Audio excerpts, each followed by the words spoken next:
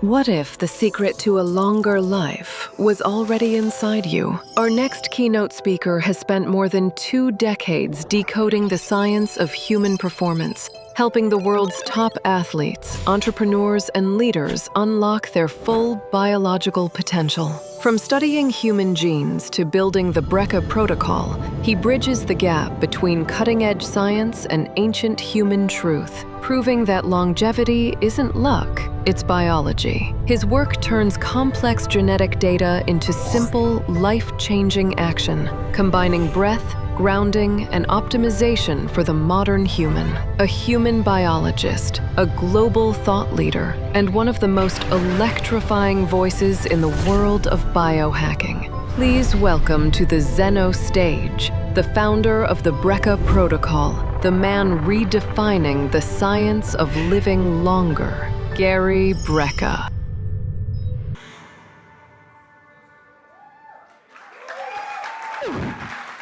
Amazing.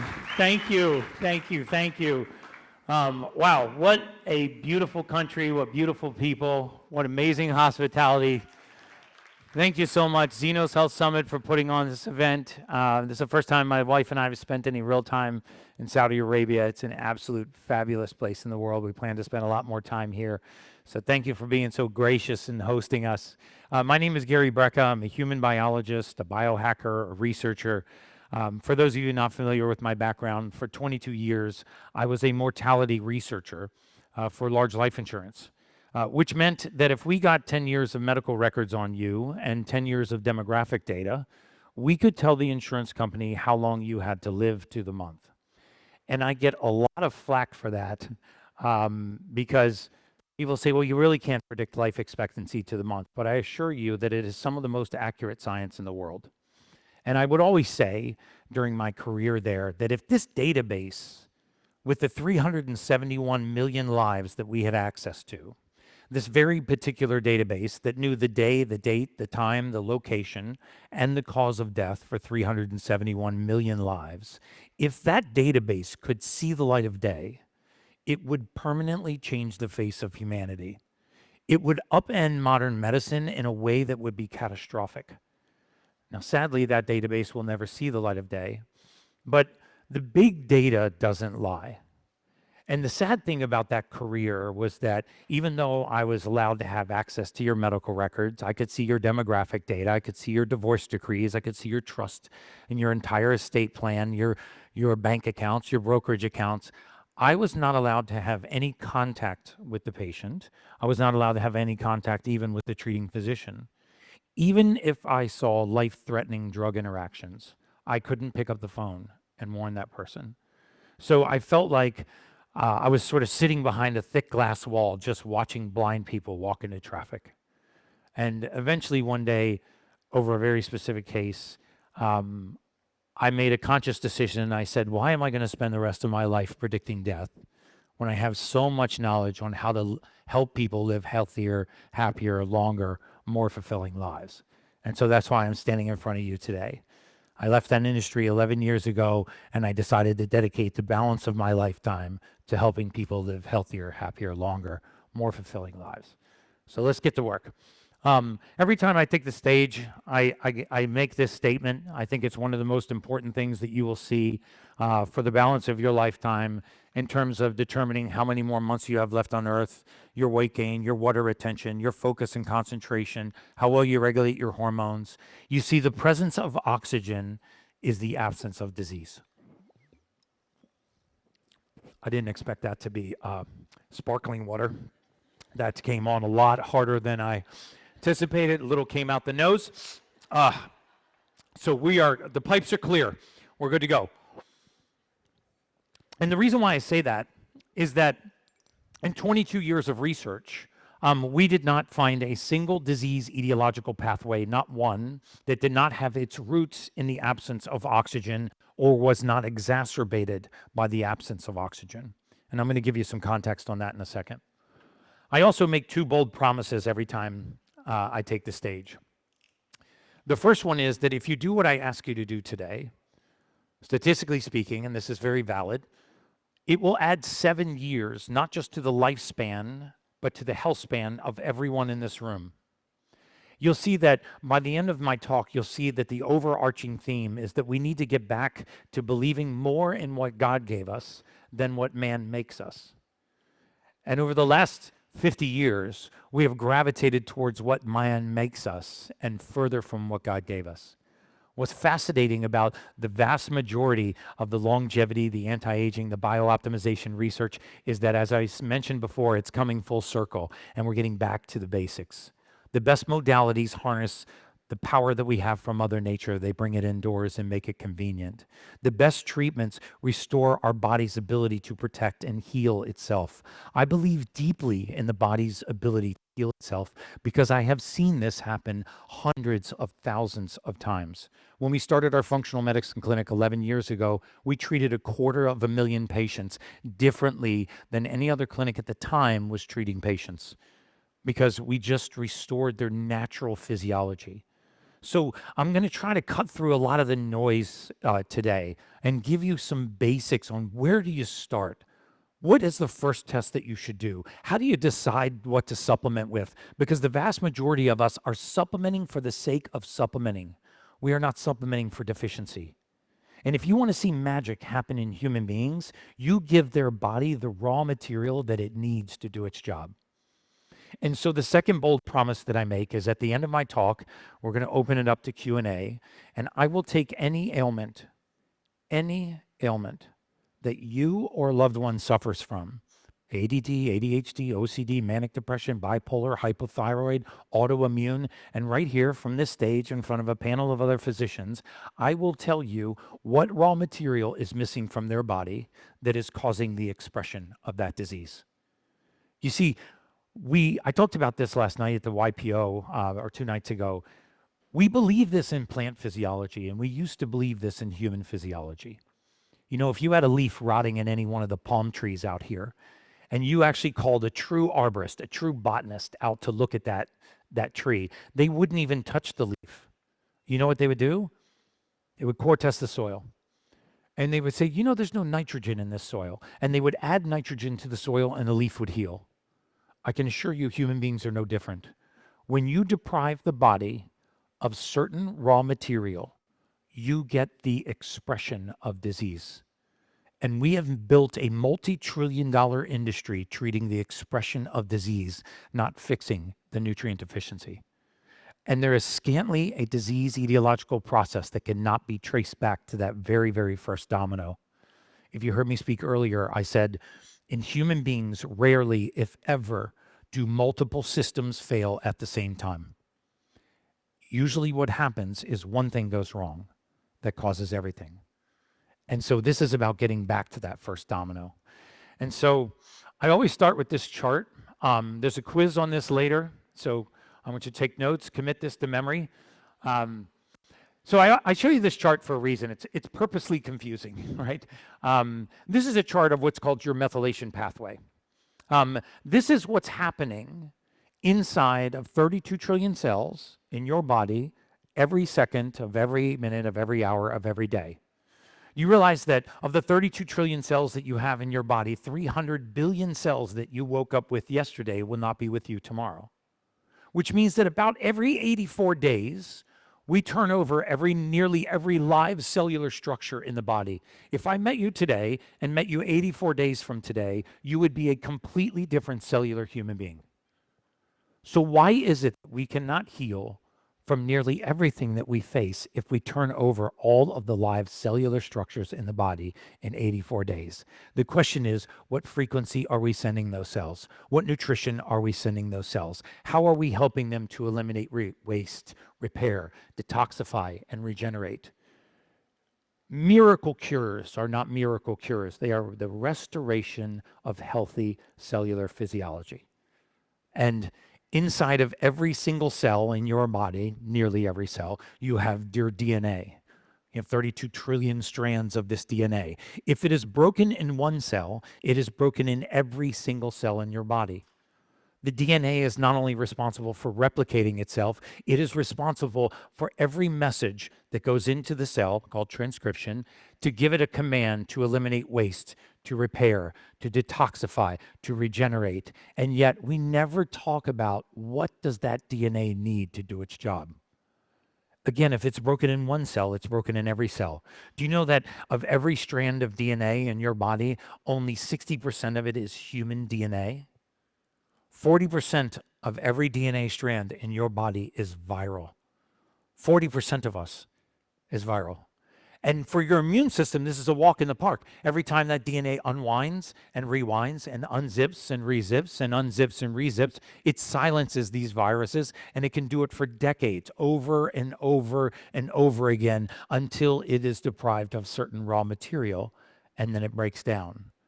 And as that expression of disease emerges, we start treating that expression of disease. And modern medicine has had a convenient way of developing a lot of fallacies around this, so that we can get you to subscribe to lifetimes of medication. One of them is that the vast majority of disease is genetically inherited, which is patently false. You know, you can get paralysis of analysis by chasing the genome, right? All of your predispositions to all of these diseases create all of this anxiety. And the truth is, rarely, if ever, do we pass disease from generation to generation. In fact, the human genome is specifically designed to not pass on disease. You would actually have decreasing populace if the DNA was not excellent at removing mutations and keeping them from passing from generation to generation. So if you have a chronic condition, let's say that you have high blood pressure, hypertension, and you go to your doctor and they say, well, you know what? Yeah, I need still water so it doesn't come out my nose again. Always my wife to the rescue. Thank you, babe. If you go to your doctor and they diagnose you with high blood pressure and they do a full cardiac workup and there's nothing wrong with your heart, your EKG is normal, your EEG is normal, your heart and lung sounds are normal, all your advanced testing is normal, and they can't find anything wrong with your heart, right before they medicate your heart for a crime they can't prove that it's committing, they're going to look at your genetic history. They're going to ask you for your family history, and they're going to say, oh my goodness, your mom's brother has high blood pressure. Your father's brother has hypertension. You have familial hypertension. You have a genetically inherited disease. We do this for hypothyroid. We do this for type 2 diabetes. We do this for drug and alcohol addiction. We do it for anxiety, for depression, for all kinds of conditions that run in families. Because something runs in a family does not mean that it's genetic. If you actually looked your physician in the eye and said, well, if I have high blood pressure because my ancestor gave it to me, what gene did I inherit from my ancestor that caused this condition to exist? You see, that's when their face would go blank, because in the vast majority of cases, that gene does not exist. And if that gene does not exist, that means that that disease does not exist. And so it twists our mind to start unwinding some of these fallacies that we have accepted in modern medicine. But getting you to subscribe to the fact that you have a genetically inherited disease makes it very easy to get you to subscribe to a lifetime of medication. So the fascinating thing about this chart, and the reason why I show you this chart, is not to prove to you how smart I am, because I've committed that to memory, but it is actually to show you that if I were to blow this chart up, and I'm going to do this in a moment, nearly every person in this audience would recognize nearly every single thing on that chart. They are common vitamins, minerals, amino acids, and nutrients. And as you start to remove minerals, amino acids, vitamins, and nutrients from this very important chart called the methylation pathway chart, you begin to break down and express certain forms of disease. So how many of you, if we're going to be honest here for a minute, how many of you know someone or you actually suffer from attention deficit disorder? ADD, ADHD, like 40% of you. Wow. How about anxiety? How many of you know someone, okay, or you suffer from anxiety? How many of you are not going to raise your hand no matter what I say? One honest woman back there. Thank you. Comp her ticket, please. Give her a refund.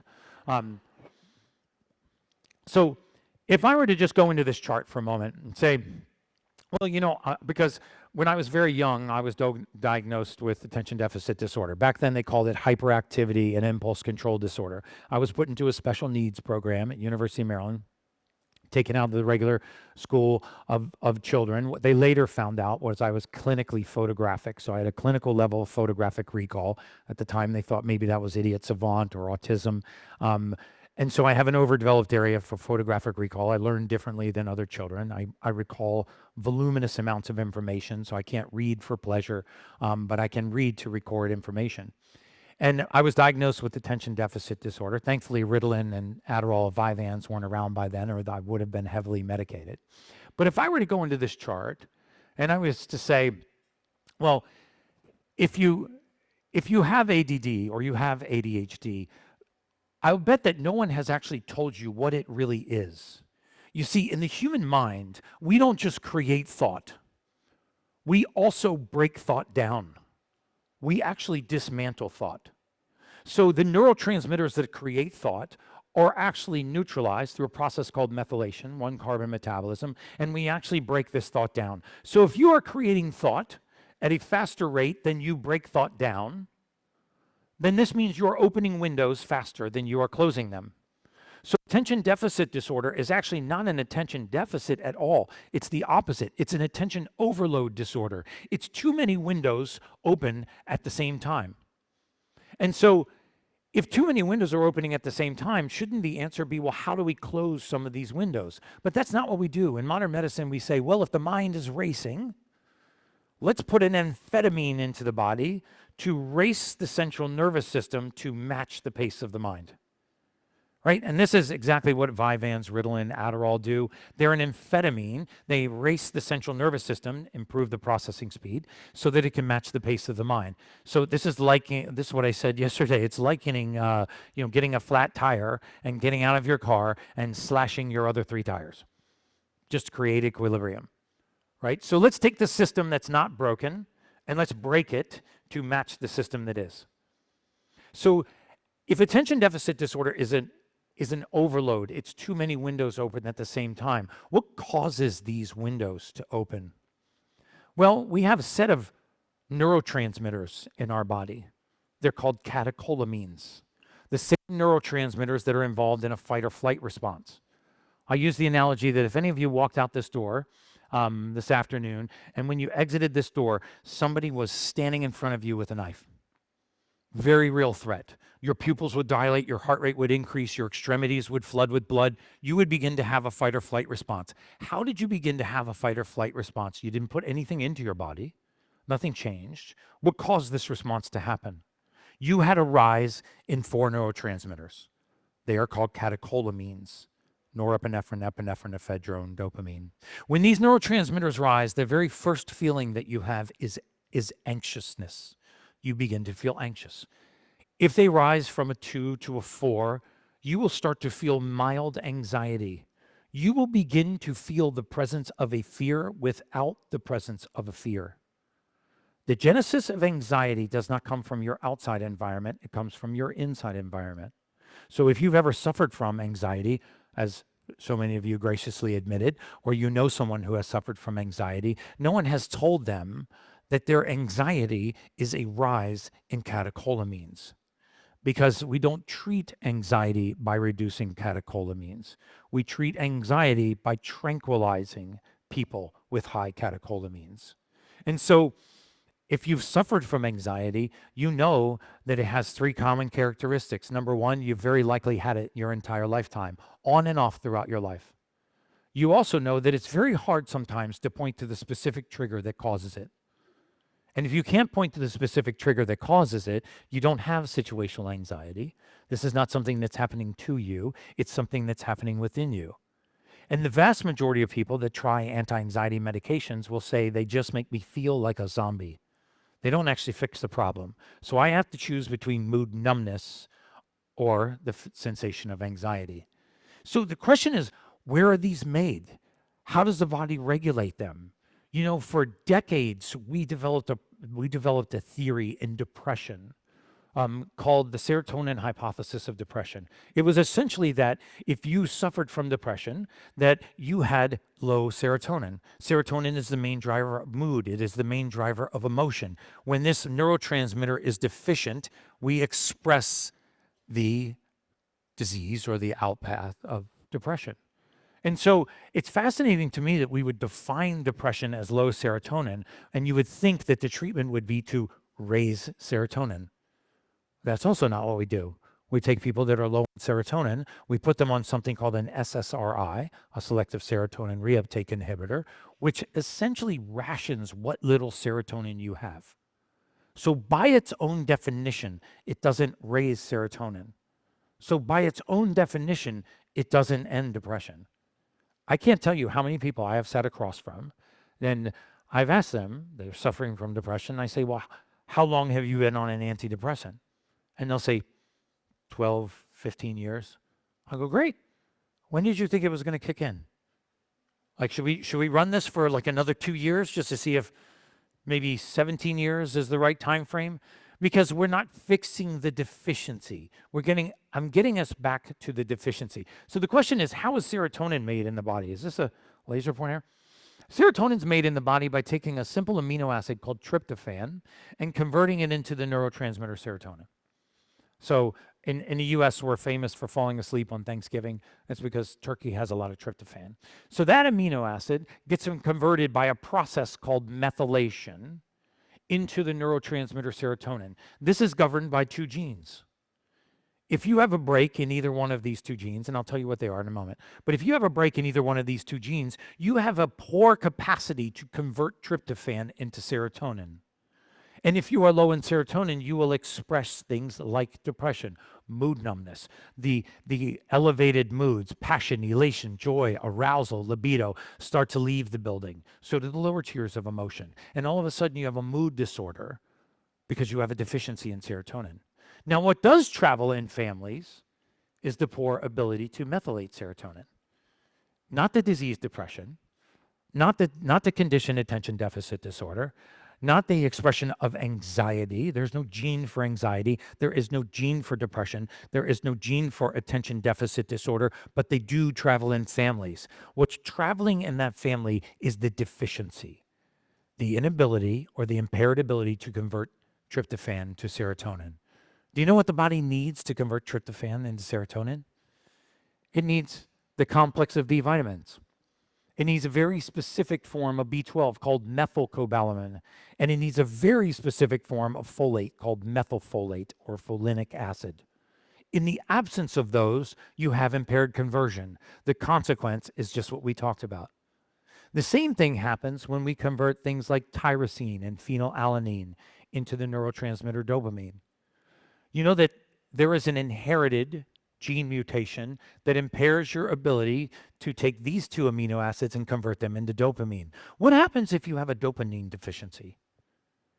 You begin to engage in dopamine-seeking behavior. We had a saying in the mortality space, if I actually saw this gene mutation and I saw that you were in drug and alcohol treatment center or you had an addiction that you were struggling with, if I knew that you were unaware of that genetic mutation, I would give you, in our model, a 0 chance of conquering that addiction. In fact, if you know anything about addiction, you've ever been an addict or you've ever known a true addict, you know that addiction has a tendency to shift. It never really goes away. Drug addicts become alcoholics, alcoholics become workaholics, workaholics become workoutaholics. So this dopamine deficiency, which drives us to engage in dopamine-seeking behavior, is what drives addiction. We used to say that the absence of dopamine is the presence of addiction. I used to want to, I would just suffer because I'd want to pick up the phone and say, listen, when you come out of drug and alcohol addiction program, here's exactly what you're going to take. You're going to take this methylated multivitamin. You're going to supplement with methylfolate. You're going to take something called SAMe, S-adenosylmethionine, and I want you to put this kind of B12 back into your body. This is going to fix the dopamine deficiency, and you'll never have to worry about addiction again.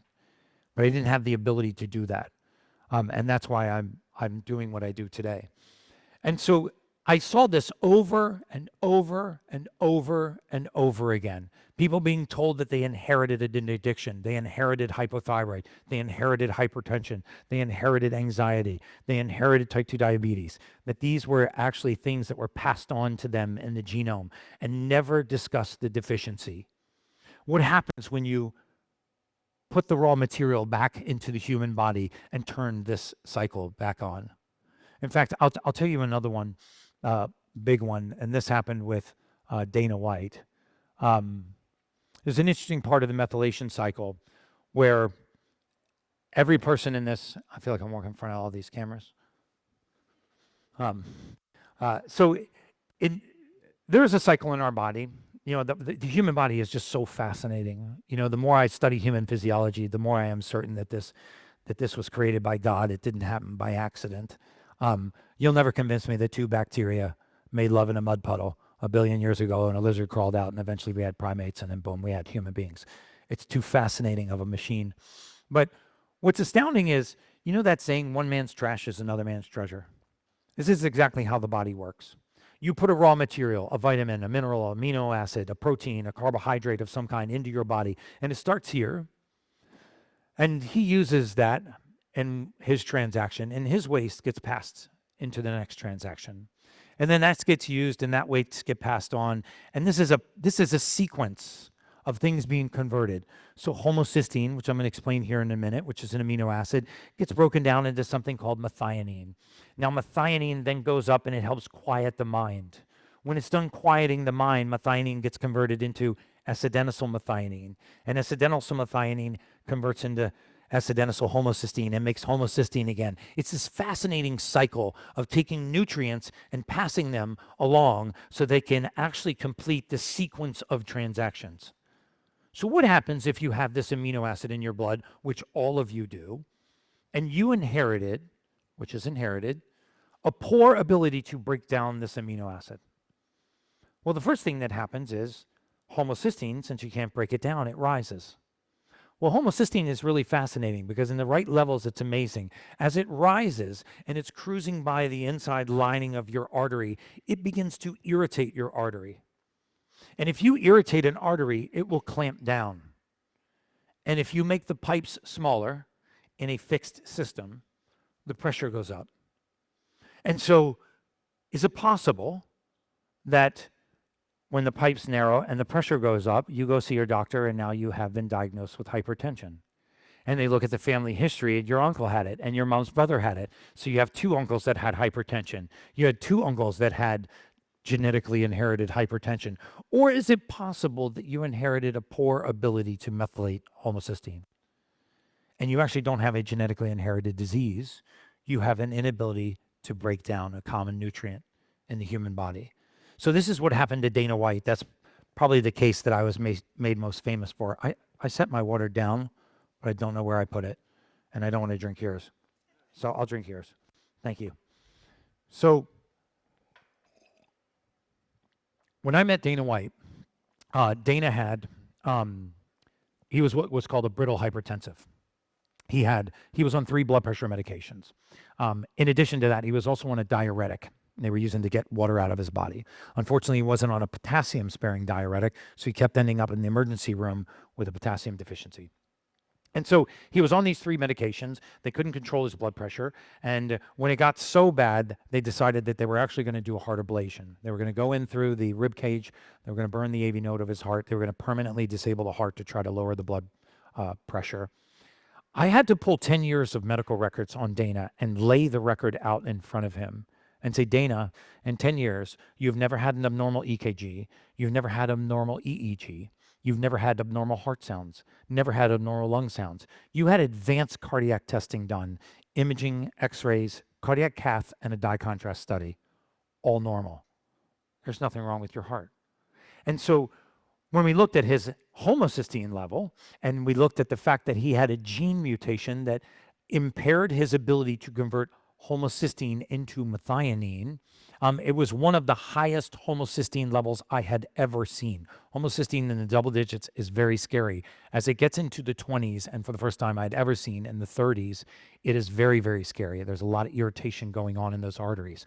And by the way, we have 63,000 miles of blood vessel in our body. 63,000 miles. Our heart is only responsible for circulating 30% of that blood. Most of us think that the heart circulates all the blood in the body. It doesn't. It circulates 30% of the blood in the body. The other 70% of our circulation, which is microvascular, venules and capillaries, there is no pressure in that system. It is circulated by an activity called vasomotor. I always liken it to a snake swallowing a mouse. right? It's not the pressure pushing the mouse along, it's an actual vasomotor constriction that is moving that bolus of blood along. We never even examine the 70% of our circulation that the heart doesn't do. We blame the cardiac system very often for crimes it's not committing. It doesn't take much arterial narrowing in 63,000 miles to drive pressure up. So I explained to Dana, I said, listen, I am not a physician. I'm not licensed to practice medicine. I cannot tell you to stop taking your medication. What I can tell you is that we're going to put you on an amino acid that your body is missing. It is called trimethylglycine, TMG. I'm going to put you on this amino acid, and over time, your body is going to, for the first time in your adult lifetime, begin to metabolize this homocysteine. And as your homocysteine level falls, your vascular system should relax. And as the vascular system relaxes, the pressure should return to normal. I don't think that he believed me at the time. He believes me now. But he didn't believe me at the time. So we started this treatment. I put him on it. I looked at his gene mutations, and I actually supplemented for each of those deficiencies, which was why I like genes of methylation. I think if you want to get paralysis of analysis, start going down the genome pathway. The vast majority of that is just data that you cannot do anything with. Methylation genes are actionable. You cannot fix the gene, but you can supplement for its deficiency. And if you supplement for its deficiency and fix it in one cell, you fix it in every cell in the human body. And so I put him on this trimethylglycine amongst other things. And over the next 21 weeks, his homocysteine started to fall. I'll never forget the day that he called me and he said, Gary, something's really wrong. And I was like, what's up? And he said, every time I go into the gym for the last few days, as soon as I step on the treadmill or I pick up a weight, I get immediately lightheaded. I'm feeling like woozy lately. I go, Dana, that's a great sign. And he goes, what the heck do you mean? I said, when your blood pressure is high, your blood pressure medication will make it normal. As your blood pressure normalizes, it will actually make you hyposystolic. It will actually push your blood pressure down. This is the first sign that we need to talk to your cardiologist about titrating you off of your medication. And luckily, we found a physician that was willing to titrate him off. And at week 21, he was off all of his hypertensive medication.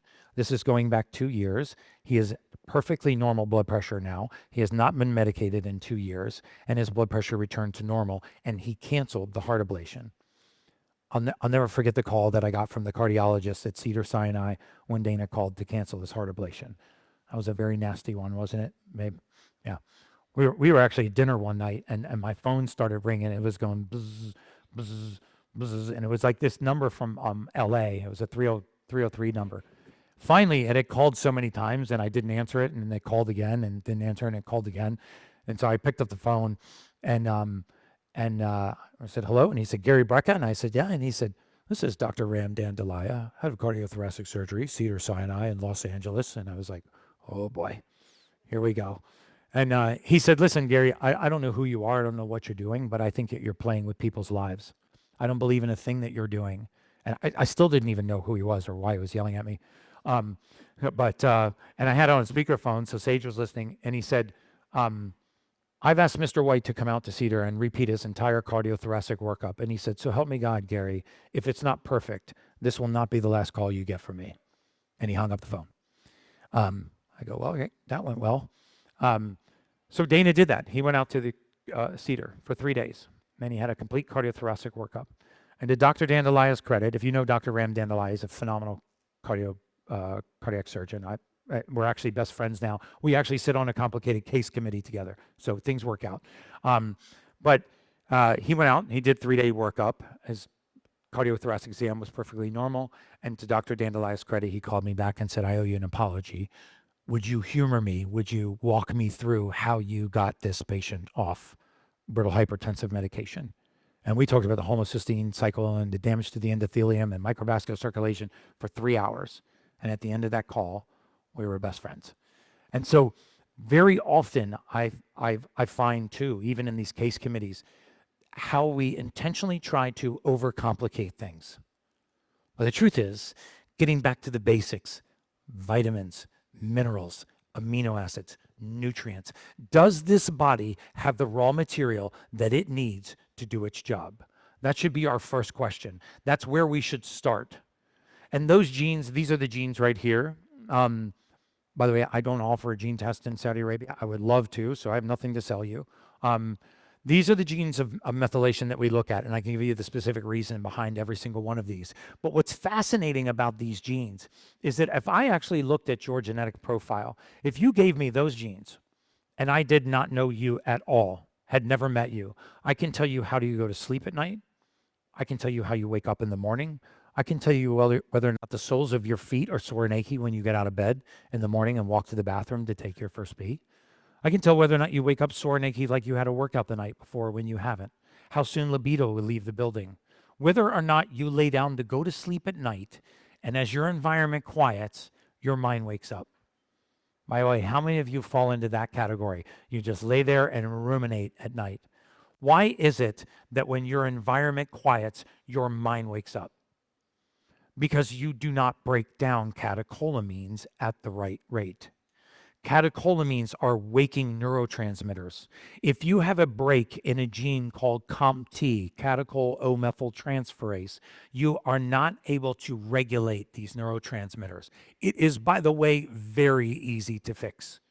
And so what happens is, as your environment quiets, your mind wakes up. And so you lay there and you think about the most ridiculous stuff, right? If I was to actually go into your mind, you'd be embarrassed. Right? Because it's not like life-changing, earth-shattering thought. You are not solving the world problems. No, you're not fixing humanity. You're wondering if your belt matched your shoes that day, if you got everything on your grocery list, if you should have a dinner party with green dishes, right? This is the kind of thing that goes through your mind at night. It is a awakened state from catecholamines. It's one of the first things I fix when I work with people is I put their catecholamines back into proper balance. They start sleeping like a baby. And by the way, if you fix sleep, that is the human superpower. That's the foundation of longevity. And so these people that have this same kind of awakened state are also the ones that generally suffer from anxiety. And they have that type of anxiety where you can't point to the specific trigger that causes it. It seemingly comes and goes without a trigger because those catecholamines rise and fall without a trigger. You can go into a full-blown panic attack laying in your bed thinking about getting eaten by a shark. Not too many shark attacks in Saudi Arabia lately. I've read the news, right? But you could still think yourself into a panic attack. And so we are suffering because we are nutrient deficient and we are being treated for the outcome of those deficiencies.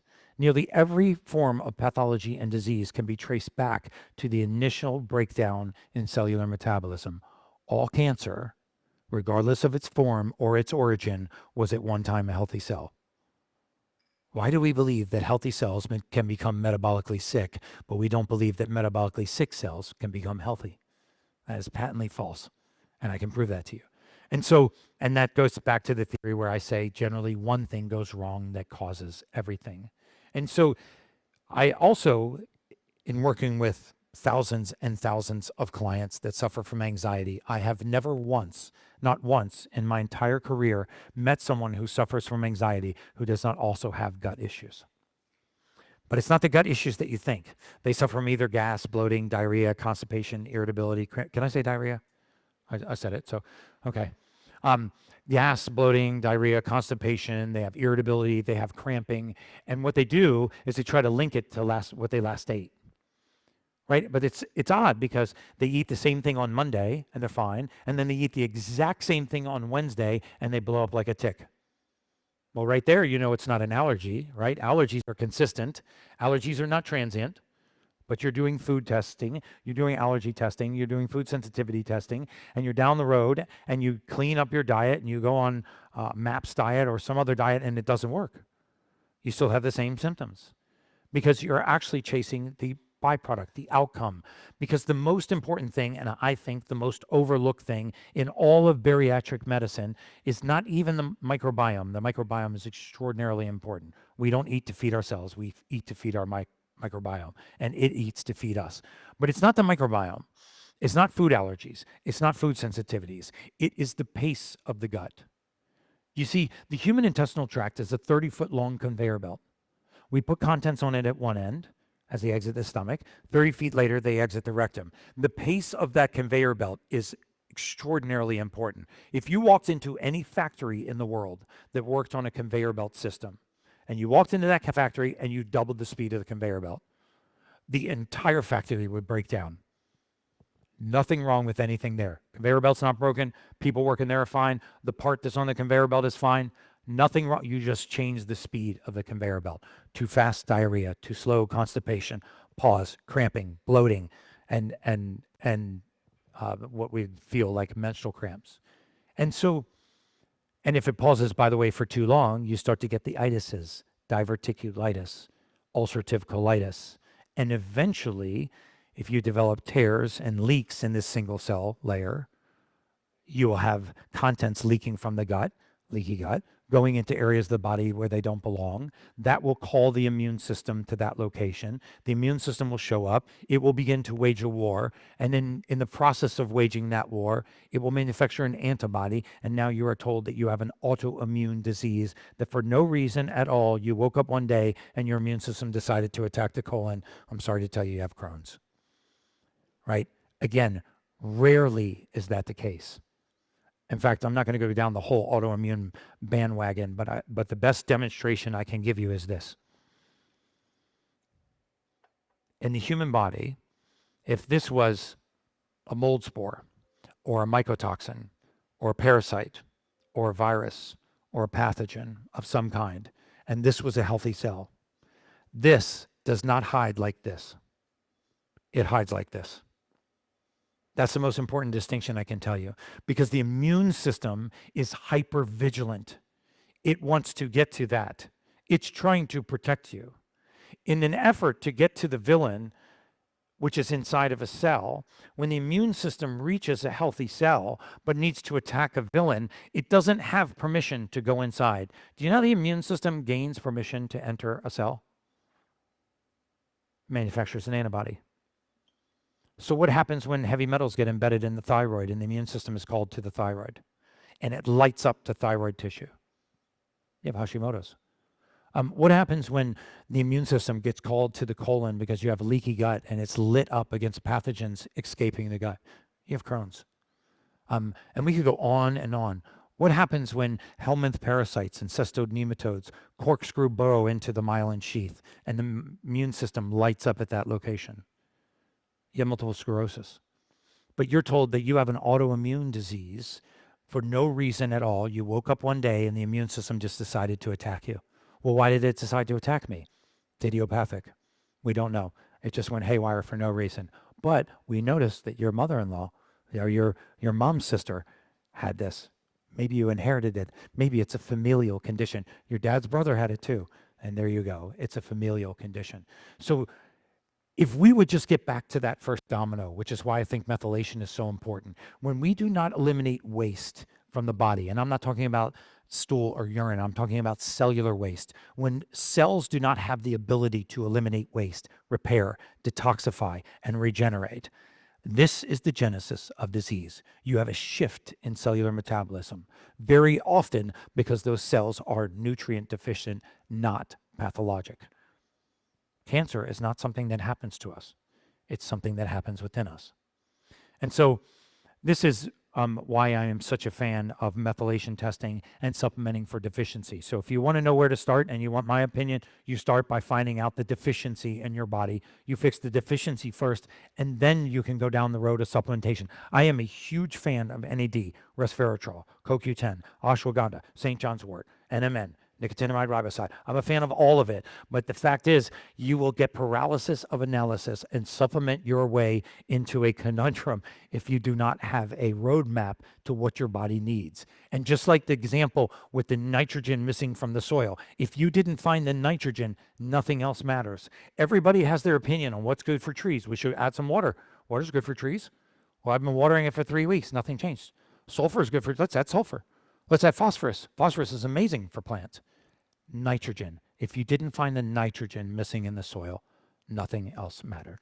And so that's why when I try to distill down where people should start. That's where I think you should start. What you should supplement with, let your body tell you what you're deficient in. If you have the MTHFR gene mutation, which I won't tell you what the nickname is for that gene. I've already said diarrhea, so I won't say that.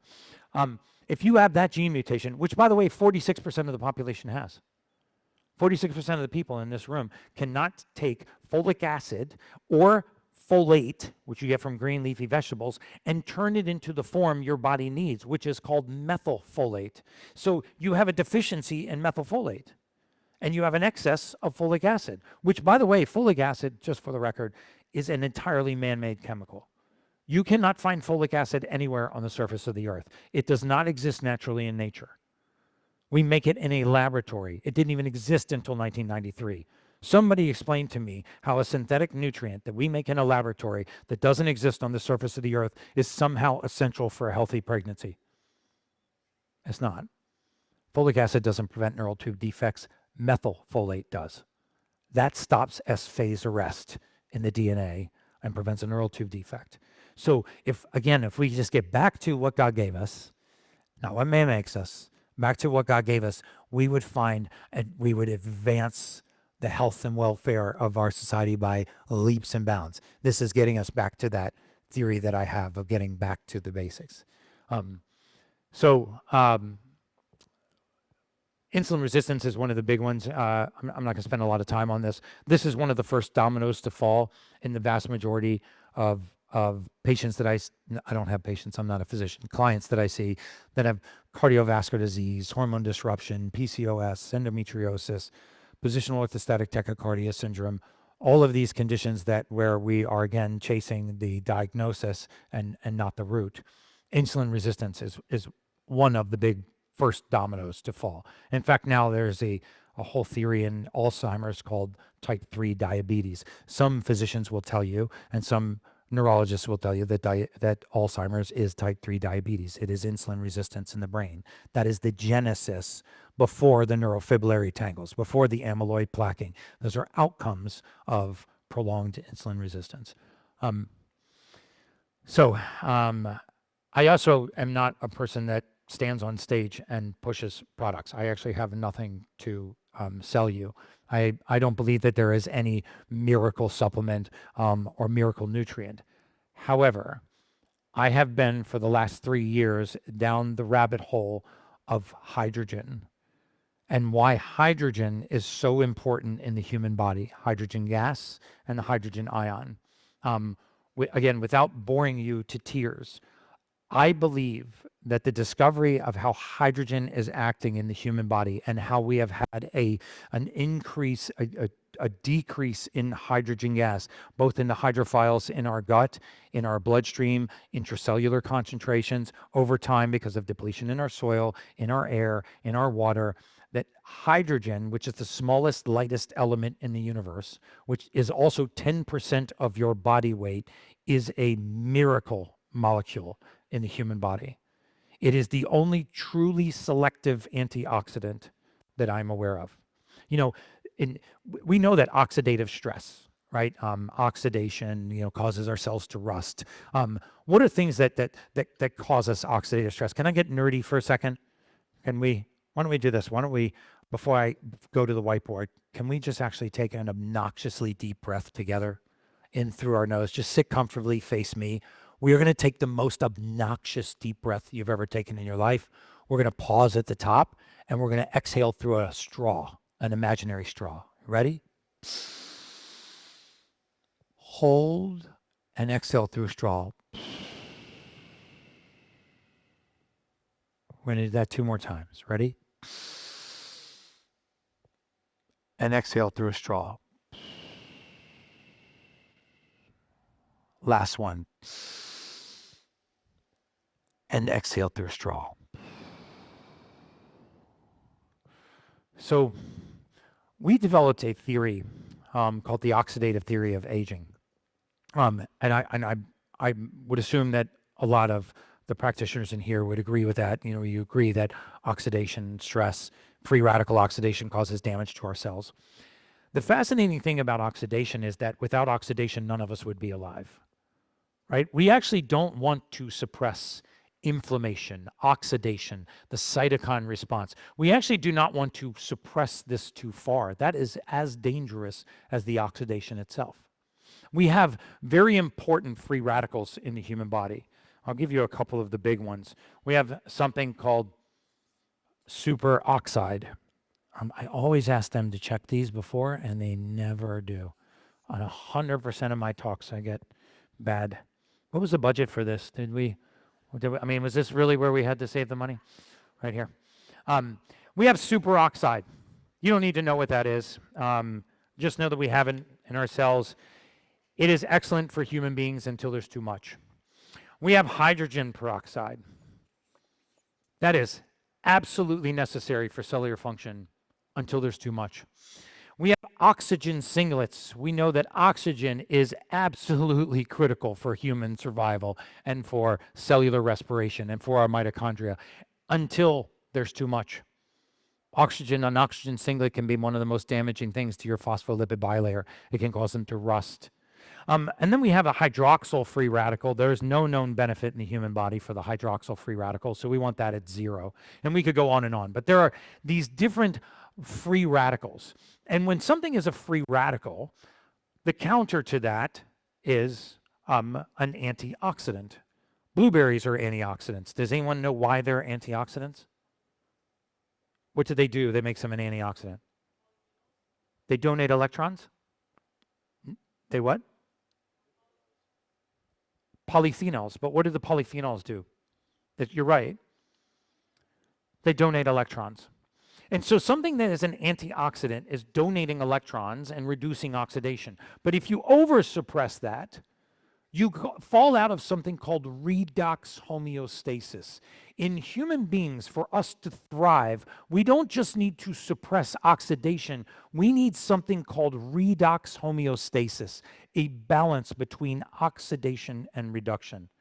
You can actually have that going on in the cell membrane and inside the cell at the same time.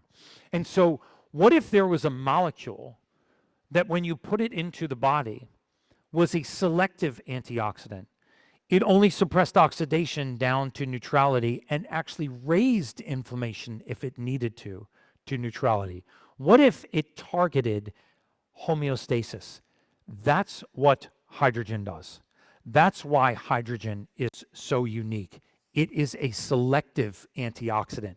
It uses the intelligence inside of your cell. If I go inside of a cell and I find the DNA, which we just talked about giving the DNA the raw material it needs to do its job, the DNA has the capacity to regulate these superoxide dismutase, oxygen singlets, oxygen free radicals. There is a pathway into the DNA, I won't bore you to tears with this, called the NRF2 pathway. If you take that pathway into the DNA, then the DNA will take over the suppression of oxidation and the increase of redox reactions. It will actually restore perfect balance. Hydrogen gas uses that pathway to access oxidation. It is the only absolute selective antioxidant that you can put into the body in abundance, if even overabundance, with no risk of oversuppression. You can drink hydrogen gas. I take a tablet called H2 Tab. It is an elemental magnesium tablet. You drop it into water, it effervesces into pure hydrogen gas, and you drink that hydrogen gas while it is in the water, and the hydrogen will go to work. And I will link all of these studies. Hydrogen administration decreases the expression of various oxidative stress markers, such as myeloperoxidase. In clinical studies, it reduced generalized markers of inflammation, high sensitivity C-reactive protein, reduces, it lowers inflammation and irritation in the liver by restoring liver enzymes to normal. A 2001 study found that breathing high-pressure hydrogen could cure parasite-induced liver inflammation. This was a very, very interesting study that was done in the Journal of Experimental Gerontology because it was done in an older age population. They measured sit-stand ratios. They used markers of methylation to check their methylation cycle. Every marker of short-term memory, recall, function, timing improved by adding hydrogen water to their routine. And It reduced markers of oxidative stress, including improving insulin sensitivity. It doesn't act like other antioxidants. There is not a professional athlete I work with in the world, including one that lives here in this country, that is not drinking hydrogen water on a regular basis. I am not a believer in the hydrogen water bottles. I am a believer in taking an elemental magnesium tablet, which is called H2 tab, and putting it into water and having it effervesce. In fact, I just did with my wife, reluctantly on her part, I was excited about it. We did 14 cities in 18 days. And I changed time zones every day for 14 days. And I'm talking Los Angeles to Sydney to Melbourne. If you guys follow me, maybe you saw that journey. My sleep scores didn't drop below 88%. I used hydrogen water to help me adjust to time zones and turn the lights on in the morning rather than stimulants. So if there were one thing that I was to say that I think should be in everybody's routine, it's hydrogen tablets. So I'm not going to bore you again with it. That's the one that I take. It's called H2 tab. It's elemental magnesium effervesced into hydrogen water. The reason why I use that exact tablet is that all 25 of the peer-reviewed studies that I will cite after this lecture are all using that tablet. They compare it to the Rice protocol in orthopedic injuries. It is a phenomenal compound.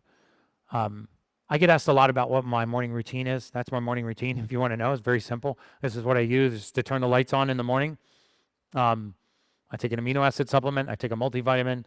I take something called Baja Gold Sea Salt, which has all 91 trace minerals. You would not believe the expression of mineral deficiency in human beings. About 85% of us are clinically deficient in key minerals. I don't mean the big electrolytes, potassium, magnesium, sodium. I mean the minerals nobody talks about: molybdenum, manganese, boron, zinc, silica.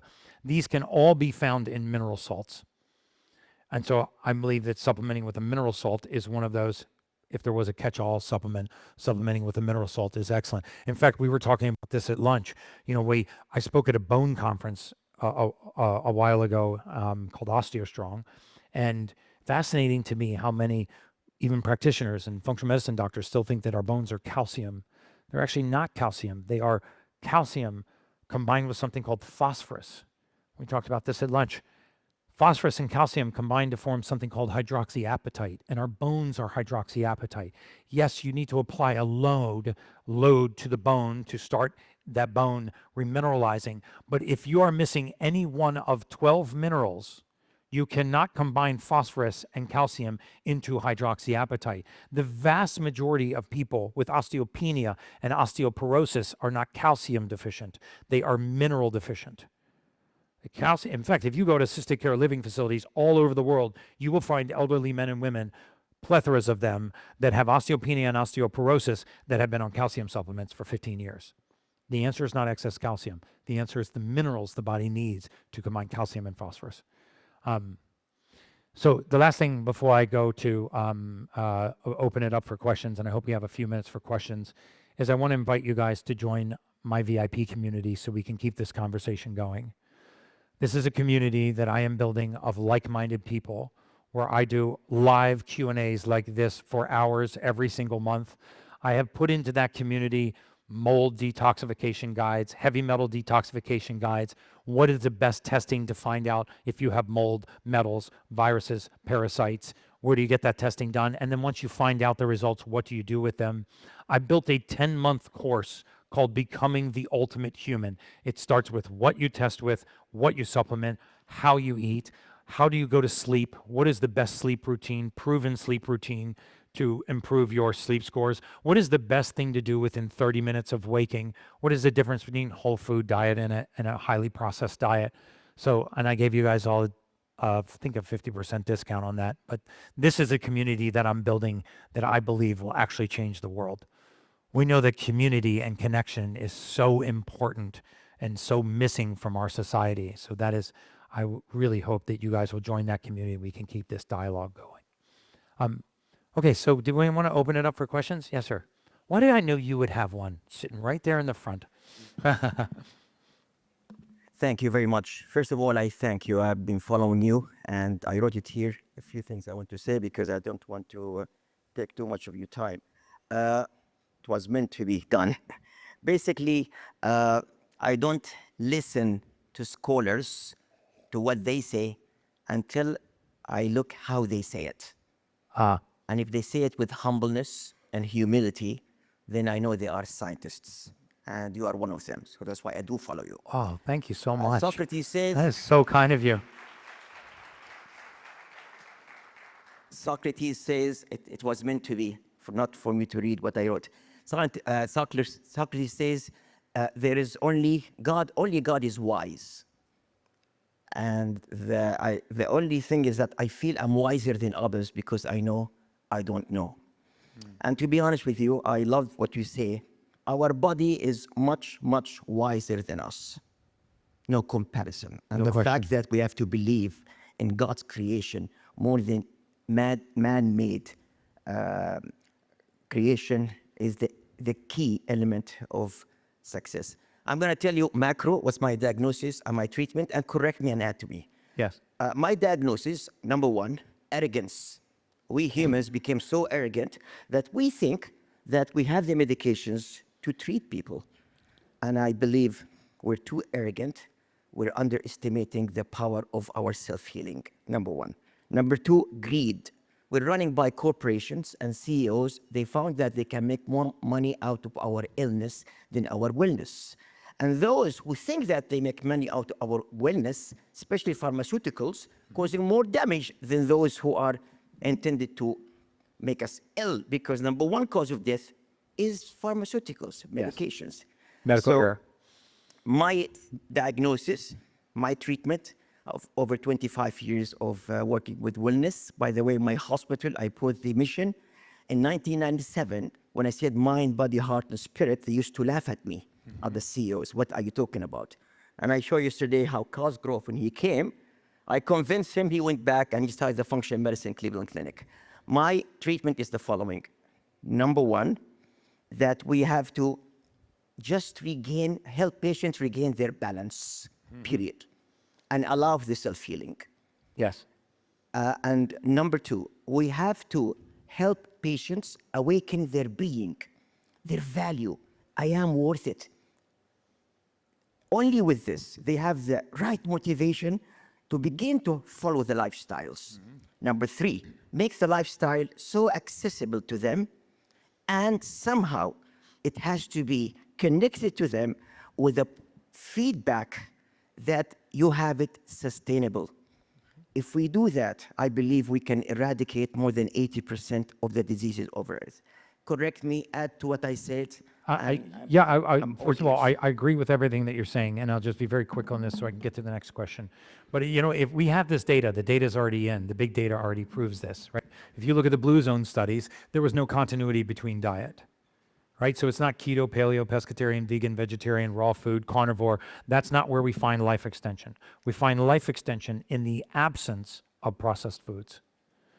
That's what extended life in the blue zones. Sardinia had the highest carbohydrate consumption in the world. Extraordinarily long life expectancy. Singapore had the highest meat consumption per capita. Very long life expectancy. The Mediterranean, fatty fish, fatty oil. If you told your cardiologist you were going to drink a liter of olive oil a week, they tell you you're going to die in 2 years. Virtually no cardiovascular disease. And then the French screwed up the whole model because they're smoking cigarettes, eating cheese, and drinking wine, and they're living to 100 years old. So it was the absence of processed food. What was not exchangeable in any of the blue zones, not exchangeable, was a sense of community and purpose, which I liken to faith. I think faith, if you don't have it, you should find it, and a sense of community and purpose. These are true medicine. Yes. Faith is medicine. Connection is medicine. Nature is medicine. Those are facts. So I agree with you. Thank you so much, Doctor, for a wonderful talk that I listened to everything. So here's the thing. I'm a child psychiatrist, and I'm also a functional psychiatry fellow, and I work directly with Greenbelt.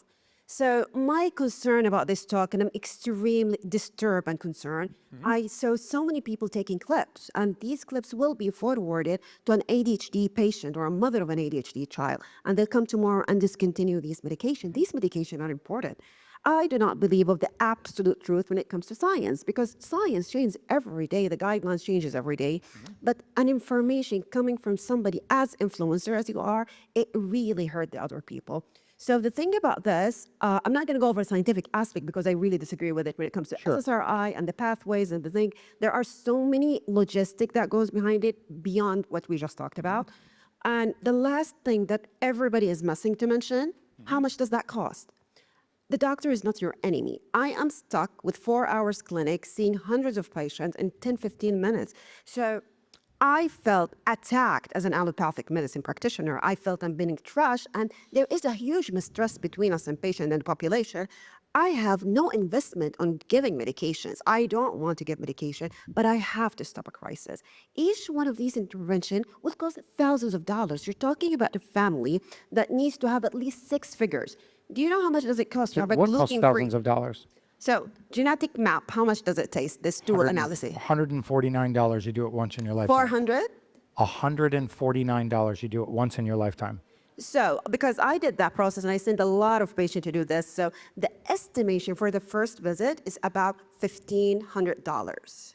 Like Okay, here. that doesn't happen with me. I mean, you can get my genetic test online and it comes to your house for. And then the gluten diet. Well, for example, when we're talking about we want to do restriction or we want to eat clean food, people don't eat McDonald's. I'm sorry, I don't want to mention a company. People don't eat 99-cent sandwich because they want to. They cannot afford whole food. I worked in Bellevue. Insurance doesn't cover, the system does not support. So we're leaving people in a very tough spot. So this is not a medical crisis. This is a financial crisis that we cannot provide the best care to our patient. Thank you so much. I agree I'm with that sorry too. for that So delay. let me address your concern there. So let's take ADHD since we brought up ADHD. So attention deficit disorder. The vast majority of time when you diagnose someone with attention deficit disorder, it's by act or observation. You haven't diagnosed. There's not a modality you've found neuroinflammatory condition in the brain. There's not a blood biomarker that you're using. Topic to show to me, I was telling you I should pay revenue because I do the genetic and I 216 to average it. Okay, so the vast majority of time when we arrive at a diagnosis for attention deficit disorder, you arrive at that diagnosis based on observation. So based on the outcome of patient behavior and other symptoms, you arrive at this diagnosis. The diagnosis itself is idiopathic. The source of the ADHD is of unknown origin. And then the solution, let's say that Vyvanse, Ritalin, Adderall. If you actually were to open the package insert of Vyvanse, Ritalin, or Adderall, in the first 3 lines of the 3rd paragraph, it will open by saying the mechanism of action for this medication is unknown. So you have an unknown origin and an unknown mechanism of action trying to solve an unknown problem. That's the challenge. Because in human physiology, these are absolutes. If you actually deprive the body of serotonin, if you do not methylate catecholamines, if you actually have catechol-O-methyltransferase and you are a slow methylator of catecholamines, you will have symptoms of attention deficit disorder. But these are not unknown. This is not an idiopathic diagnosis. This is a hypercatecholaminic diagnosis. It is a specific diagnosis. And then the treatment is not an unknown mechanism. The mechanism is actually known. Human physiology is absolute. If you lower catecholamines, you reduce the presence of fear. You reduce the presence of anxiety. So on the one hand, I empathize with you because you have to come up with an unknown diagnosis, right? An idiopathic diagnosis, and then treat it with an unknown mechanism of action. So how can an unknown diagnosis be treated with an unknown mechanism of action when the physiology is absolute? If you allow me, I'm Yes, ma'am. a psychiatric geneticist, so this is my field, and I know how we can tackle this problem. I'm a biohacker as myself. We published in Nature, we published in many places. The thing is, in psychiatric genetics in general, or complex genetics, it is not inherited as like from the parents directly. It's a burden of number of mutations that associated to the disease. So whatever you said about methylation, I agree partially, because there is mutations in those genes that cause the disease, that for sure. However, it's not the only cause. No. We know that there's many genes associated with ADHD and others. We can measure them by burden analysis. And this is what I do, is like looking into your genome and look for the burden that gonna cause the disease to assess you as a preventive measure. If you're gonna develop that, we will start cognitive therapy and others. What kind of therapy would you start if somebody had a predisposition to attention deficit disorder? Well, we can improve the education, we can improve different things, the How do you nutrition. improve education? And others. Let's be specific. What are you going to, somebody has a predisposition for attention deficit disorder, what do? You educate them. I'm not in education. I'm talking to you as a biohacker, as a geneticist. Where is the causality? The causality is in the genes, and we definitely know that. Okay, so now that you have the cause, how do you treat it? I'm not talking about the treatment now. I'm talking about, I'm a scientist, so I'm talking your language. Okay. The treatment is in the hand of educators, doctors, others. For my side, I can give you the predisposition of diseases, cancer, diabetes, hypertension. I can predict that. Yes. If you have a BRCA family. genes, these are predispositions. Yes. Once you have predisposition, what do? You can do many genuinely things. asking. If we're going to talk about like mental illness, at least you would know that certain triggers, food, hormonal problems, whatever, you can already control yourself from the beginning. I'm against diagnosing psychiatry with genetics because it's like raising panics and raise harm more than benefit. And I'm against like diagnosing mental illness, though I do this. I do it genetically, bioinformatically. However, we cannot tell the people that everything is methylation is portion of it.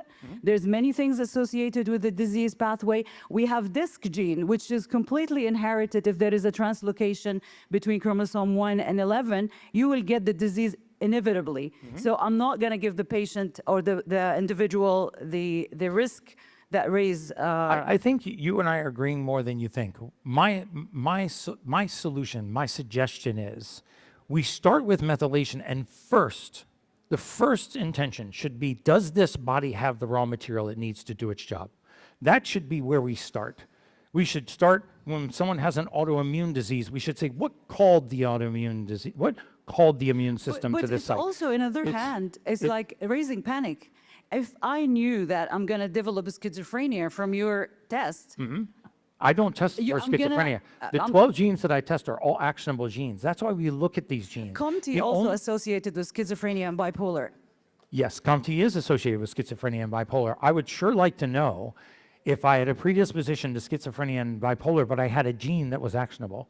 And you're right, COMT is also on a Dutch test for women's female hormones. It's overlooked by the vast majority of OBGYNs because COMT sends estrogen down the E2 pathway. If you're not eliminating estrogen, you have an overabundance of estrogen. And now a woman has excess estrogen, but no hormonal issues at all. She has an elimination problem. So the genes that we look at should be genes that are actionable. Otherwise, they are just data. If I'm flying from Saudi Arabia to Dubai, I don't care what the weather is in New York. It's good data, but it's not actionable. And so as a psychiatrist or a psychotherapist, if you actually had a gene with a deficiency that caused an actionable nutrient deficiency, why wouldn't we start there? And you also said we would give them diet and lifestyle changes. The diet and lifestyle changes that you're recommending are replacing the deficiency that is coming from that genetic mutation. So it is the nutrient. Why would dietary changes have an impact on mental health? Because they provide the nutrients for the body to behave normally. They drive one carbon metabolism. So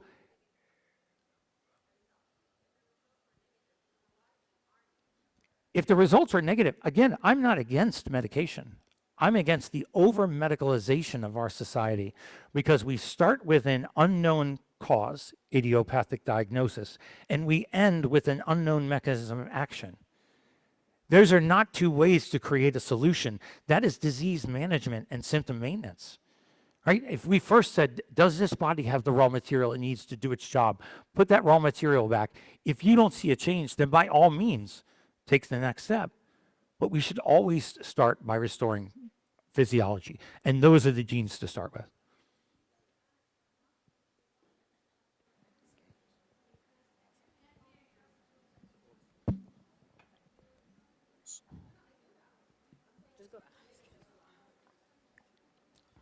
I can't hear that conversation. Yes. Gary. We have a question over here. Over here? Here. Yes, sir. Gary, thank you so much. I'm happy to continue that debate, but yeah. Thank you so much for the time and the wisdom. You're welcome. And thank you for stopping us for 3 conscious breaths. As a fellow holistic health practitioner, I've learned the importance of the breath as it correlates to whole body health. I have a saying, breathe to achieve.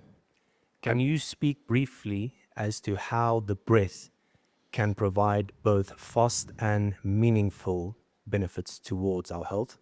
Breath is everything. You know, it's really interesting. We are slowly becoming progressively more and more and more hypoxic.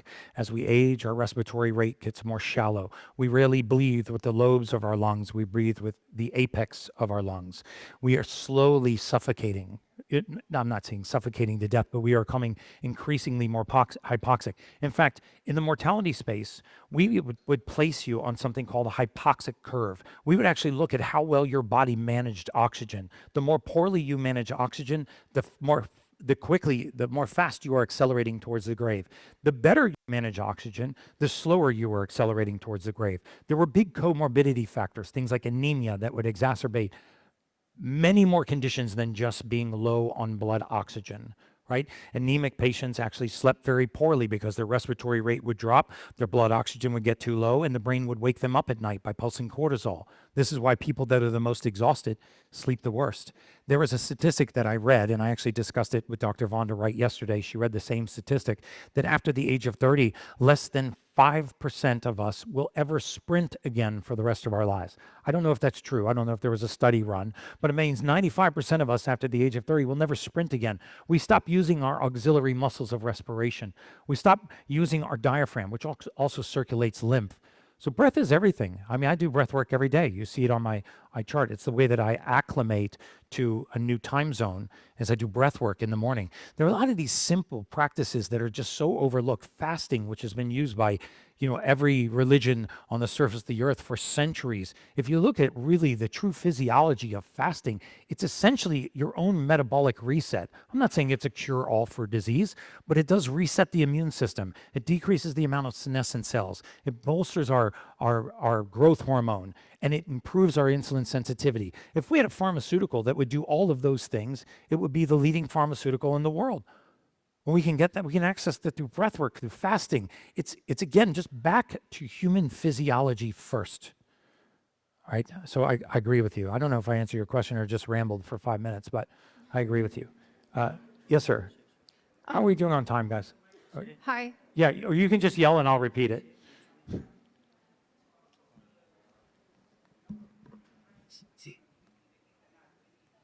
The NAD.